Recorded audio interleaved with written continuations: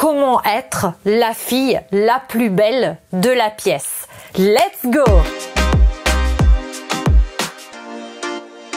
Hello, moi c'est Aurora, je suis italienne, je suis coach certifiée en image de soi et ma mission c'est de vous aider, vous, toi, la girl boss, à devenir une véritable femme stylée et charismatique au travers d'une super image de toi. Car yes, l'image est un outil stratégique qui te permet de montrer à l'extérieur qui tu es à l'intérieur, de montrer ton authenticité et de cette façon d'attirer à toi les bonnes personnes et les bons événements dans ta vie. Si tu es nouvelle sur cette chaîne, déjà, bienvenue. J'ai deux cadeaux pour toi. Le premier, tu peux télécharger dans la barre d'infos un document PDF totalement gratuit contenant les 7 pièces incontournables que toute girl boss devrait avoir dans sa garde-robe.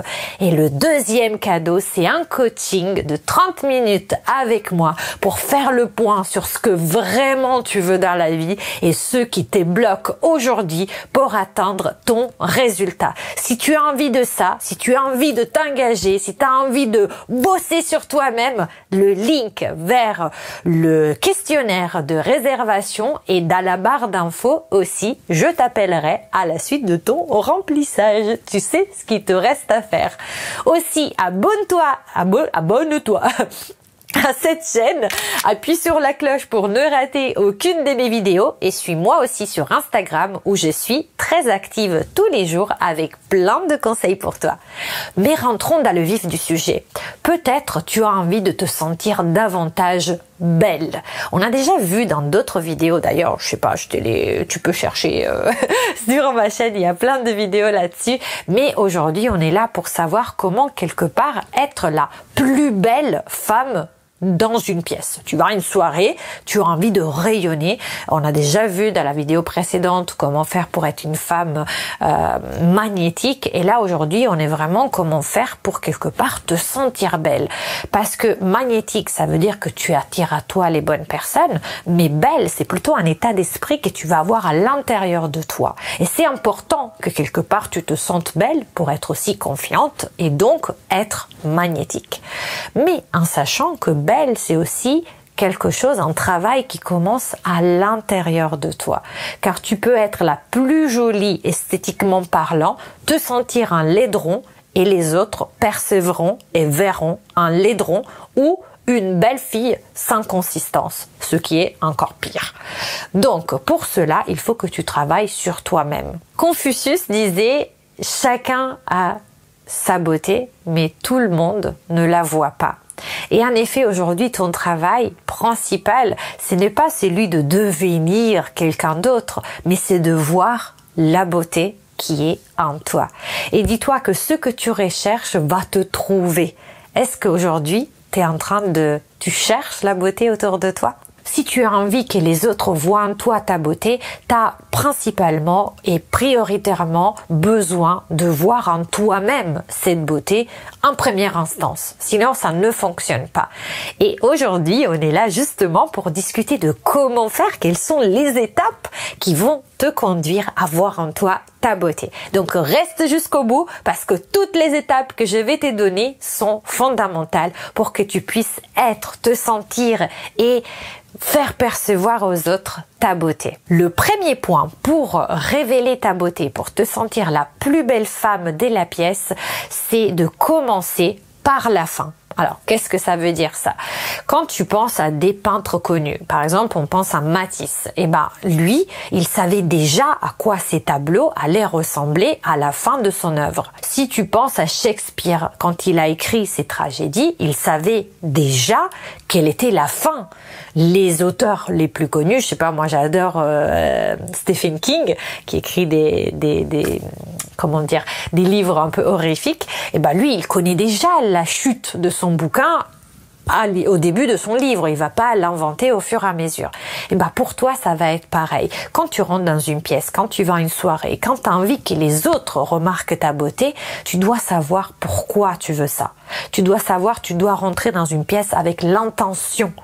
Et quelle est ton intention? Est-ce que c'est juste qu'on aperçoive que t'es mignonne? Est-ce que t'as envie que les gens viennent vers toi pour te parler, pour éventuellement réseauter?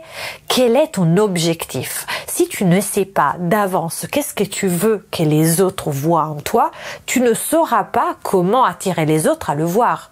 C'est un peu comme quand on parle d'esthétique et on se dit « je veux être attirante, mais je ne sais pas comment faire pour que les gens me trouvent attirante ». Forcément, si tu exposes toute la marchandise, les gens ne sauront pas où regarder. Et là, c'est pareil, c'est à toi de driver, donc à ce moment-là, ça sera à toi de faire que les gens puissent regarder plus, je sais pas, ton visage, plus ton dos, plus tes fesses, j'en sais rien, où tu veux attirer l'attention, mais c'est à toi, on purpose, exprès, qui tu vas montrer aux autres là où regarder en portant des vêtements qui vont driver l'attention vers cet endroit. Et là, c'est pareil, si tu as envie qu'on te remarque, pourquoi? Quel est l'objectif de ça? Pose-toi la question. Est-ce que c'est juste un self-trip ego? C'est juste ton ego qui a envie de se sentir mieux, qui cherche à être rassuré par le regard des autres? Ou est-ce que tu as vraiment un objectif? Et c'est en te posant ces questions que tu pourras majoritairement driver l'attention vers toi, mais vers ce que tu cherches des autres en fait. Qu'est-ce que tu cherches? Et déjà, dis-toi que pour pouvoir paraître en étant belle, il faut déjà que tu prennes soin de toi. Pour moi, ça c'est vraiment le socle. Une femme peut être belle naturellement, genre elle est née belle, oui ça existe, mais ça n'empêche qu'elle ne va pas. Il y a une différence entre être belle physiquement et être perçue en tant qu'une belle personne, ou être belle. C'est vraiment la perception que les autres vont avoir de toi, c'est principalement le reflet de la perception que tu as de toi-même. Donc, dis-toi qu'il faut que tu sois consciente de ça. Et que pour cela, quelqu'un qui est conscient de son image, c'est quelqu'un qui prend soin de son image. Aussi, un autre secret de beauté, alors tu crois pas, tu fais ce que tu veux de mes conseils, mais c'est de prendre la responsabilité de tout ce que tu fais, de comment tu show up, de comment tu te montres. Et du coup, prendre la responsabilité, c'est aussi pouvoir être responsable et consciente de la façon dont tu t'habilles. Donc tout à l'heure, on a fait l'exemple, si tu vas être attirante, tu vas essayer de driver l'attention de la personne vers un endroit que tu veux qu'il regarde. La façon dont tu manges, la façon dont tu te portes, ton allure, la façon dont tu regardes les autres, la façon dont tu parles, la façon la façon dont tu écoutes, parce que ça c'est ultra important aussi pour paraître belle, il faut que tu t'intéresses à l'autre. Sinon, les autres, tu le vois passer juste une petite créature, mais voilà, ça s'arrête là. Et du coup, comment tu fais pour quelque part te sentir cette femme, une femme belle? Eh ben, dis-toi un truc. Si tu avais une baguette magique, fais cet exercice et tu pouvais transformer ton corps, ton visage, ta façon d'être, ton caractère, etc. Cette femme, cette nouvelle toi, comment elle rentrerait dans la pièce? Qu'est-ce qu'elle penserait? Quelles seraient ses pensées au moment où elle rentre dans une pièce où elle connaît presque personne? Comment elle marcherait? Quelle serait son allure? Comment elle serait habillée? Comment elle serait coiffée? Comment elle serait maquillée? Quel serait son objectif? Et du coup, tu vois, en répondant à toutes ces questions, tu peux déjà te projeter et réagir comme cette personne ferait quand elle rentrerait dans cette pièce. C'est ultra important que tu aies cette projection dans le futur sans regarder toutes les bourdes que tu as fait dans le passé, si tu t'es cassé la gueule en rentrant, genre comme la fille de 50 Shades of Grey quand elle va à son première interview, qu'elle se prend les pieds dans le tapis, bref. Donc on va éviter, tu vois, de penser à toutes les boulettes qu'on a fait dans le passé, on va se projeter vers cette nouvelle femme et on va commencer à réfléchir comme elle. Et ensuite souffle, c'est-à-dire que tu es là où tu mérites d'être. Donc, n'essaye pas de courir plus vite que le lapinou devant. Tu es là, tu es au bon endroit. Tu peux te sentir belle, déjà dans ton corps. Parce que je sais qu'il y a des femmes qui disent « je ne me sentirai jamais belle tant que je n'ai pas perdu 3 kilos, 5 kilos, 10 kilos. Tant que je n'ai pas perdu mes poignées d'amour. Tant que je n'ai pas ce nouveau job parce que là, franchement, depuis que je suis dans cette boîte, je travaille, à l'usine, je me sens vraiment pas belle. » Tant que tu te poses ces poteaux-là dans ta tête, ces limites dans ta tête, tu pourras jamais te sentir belle parce que tu ne t'octroies pas le droit de te sentir belle. Donc déjà, prends la responsabilité, essaie de switcher tes pensées pour que justement tu puisses te sentir belle, déjà tu puisses te permettre de te sentir belle et dis-toi que tu es au bon endroit. Il n'y a rien dans ton corps, dans ton visage, dans ta façon d'être qui ne pourrait pas être considéré beau si tu crois que c'est beau. La première personne que tu dois convaincre, c'est toi-même. Le deuxième step, le deuxième point pour que tu puisses te sentir belle et être reconnue belle dans la pièce où tu rentres, c'est tout simplement de voir la pièce où tu rentres comme si c'était un parc d'attractions ou un parc d'amusement. Comment te dire ça? Une cour de récré. Voilà. Parce que quelque part, aujourd'hui, quand on rentre dans un endroit qu'on connaît pas, surtout si on a un enjeu, par exemple un lieu où on a envie de paraître jolie, mais pas paraître jolie pour l'esthétique, vraiment paraître comme une belle personne, parce que par exemple on cherche du boulot et c'est un endroit professionnel où on a envie quelque part, ou même on va en mariage, on a envie quand même d'impressionner un peu la galerie, et bien sûr pas ton mariage, je veux dire un mariage d'un autre quoi, bref, de ta meilleure amie par exemple. Du coup, quelque part, on rentre comme si c'était une zone de guerre en fait, tu vois, on commence à se comparer aux autres. Est-ce que celle-là elle est plus jolie que moi? Est-ce que là j'ai les cheveux bien? Est-ce que franchement je suis trop grosse par rapport à les 3/4 des invités?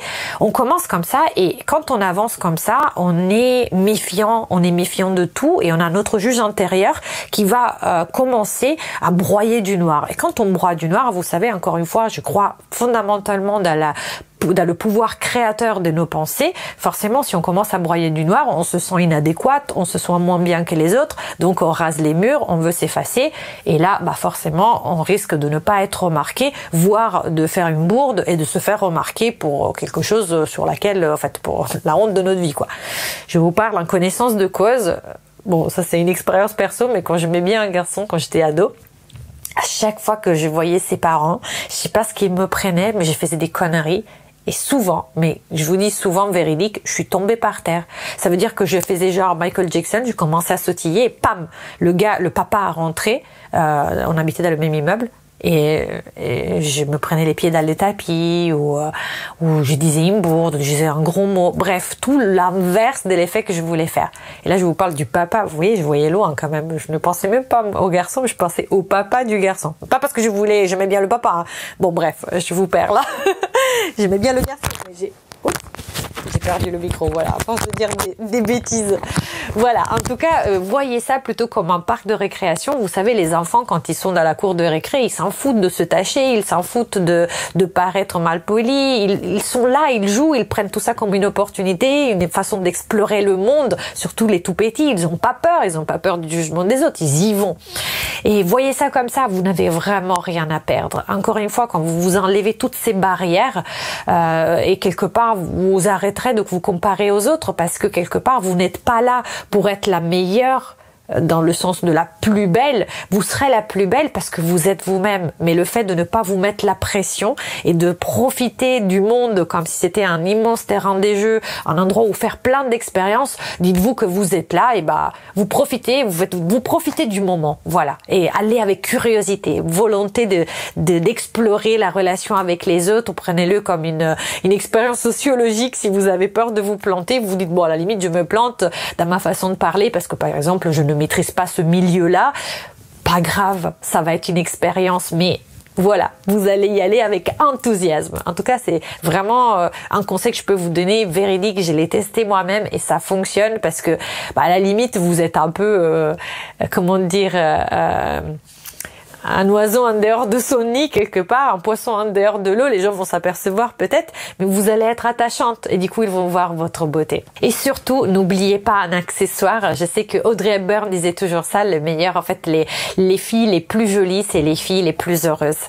Donc essayez de sourire et déjà vous verrez que forcément on vous trouvera belle, parce que voilà quoi, les filles sont jolies quand elles sourient et quand elles irradient justement cette joie de vivre. Et puis après, le troisième point pour se sentir belle, c'est de créer ton propre standard de beauté.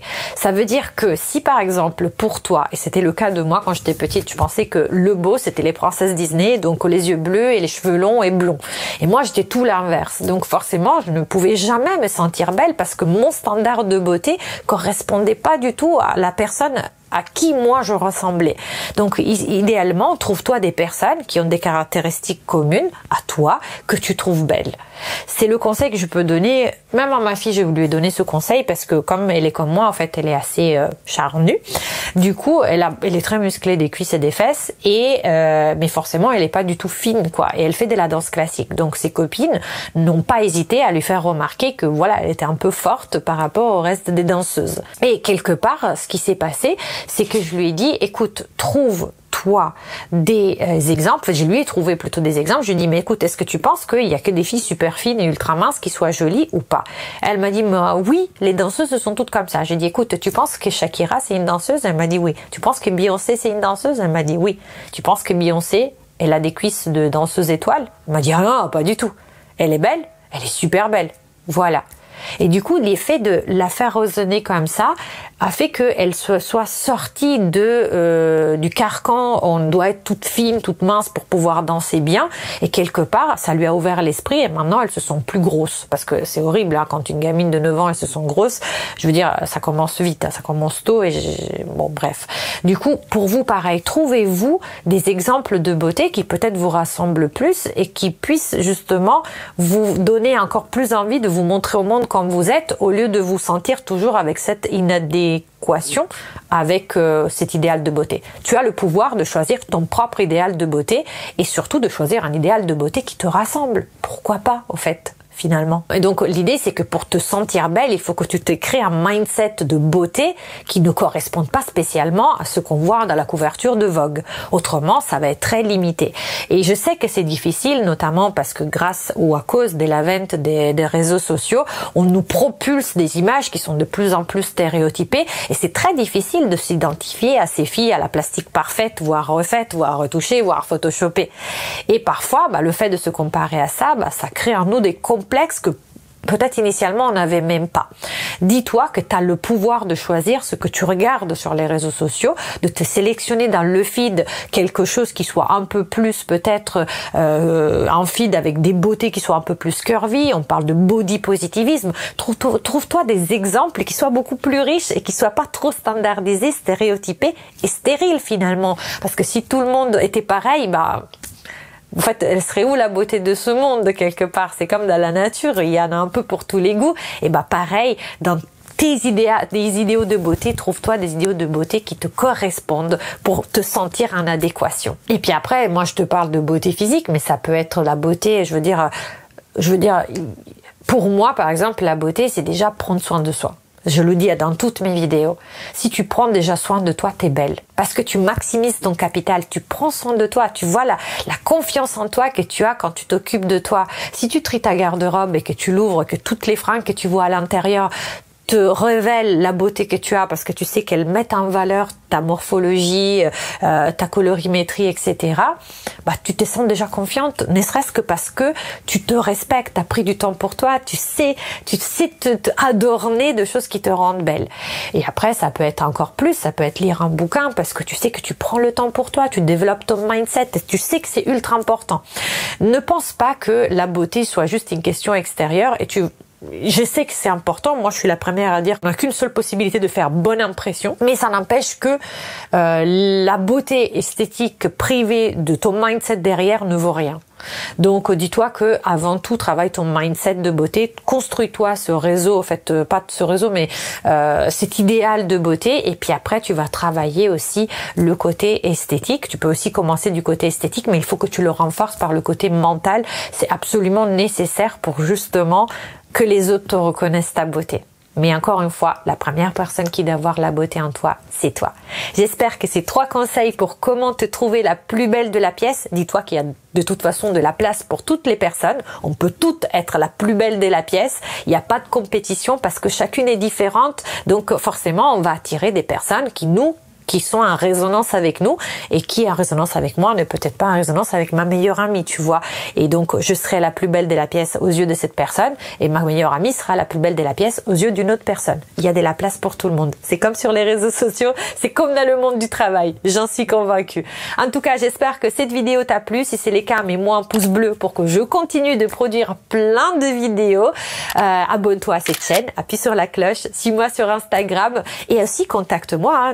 Je te rappelle dans la barre d'infos le petit questionnaire si tu as envie d'avoir du coaching avec moi. Je te fais plein de bisous, je te dis ciao et à la prossima.